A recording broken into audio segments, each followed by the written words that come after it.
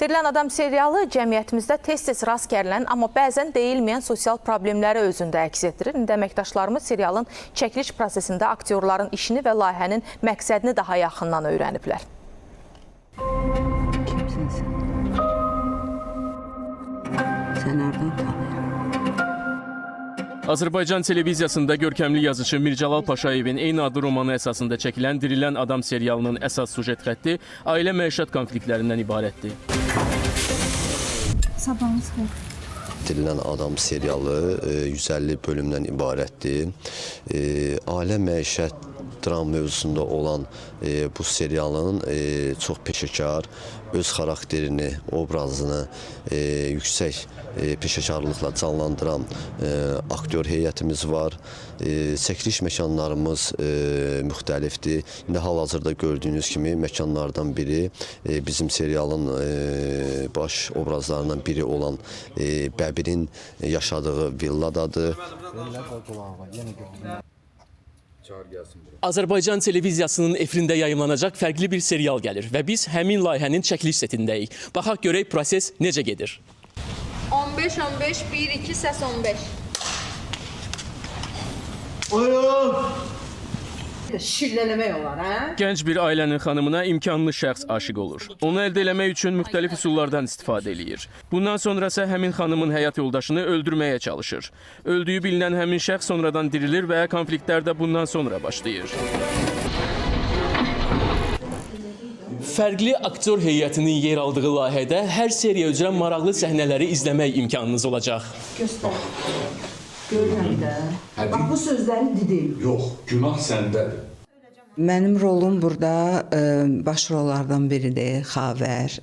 Ərini çox sevir və təbii ki, burada qısqanclıq zəminində bunun ailəsi dağılmaq üzrədir və bu xanım o qədər təkəbbürlü, o qədər özünə inamlı və ailəsini qoruyan, ailəsini sevən xanımdır ki, hər cəhdlə ailəsini qorumağa çalışır.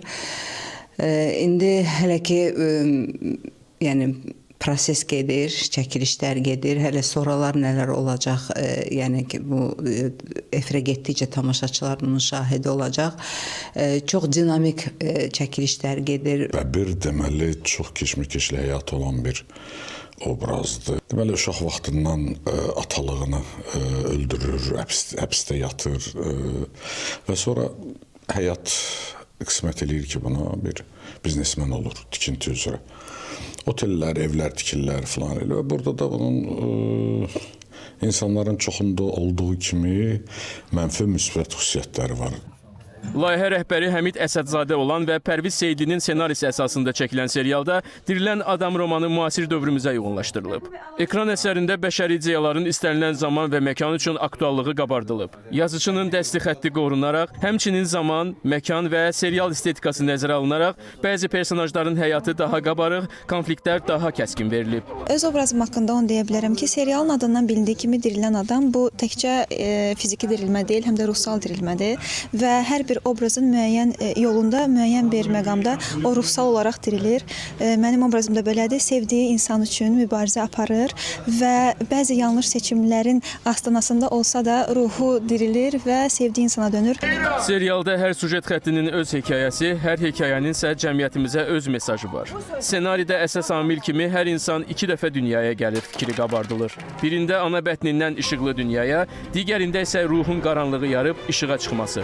Dirilən Adam serialında baş verən hadisələr haqq-ədalət uğrunda mübarizliyi və dönməzliyi, ailə bağlarına sədaqəti ifadə eləyir. Emil Məlikov, Novruz Kazımov, ASTV Xəbər.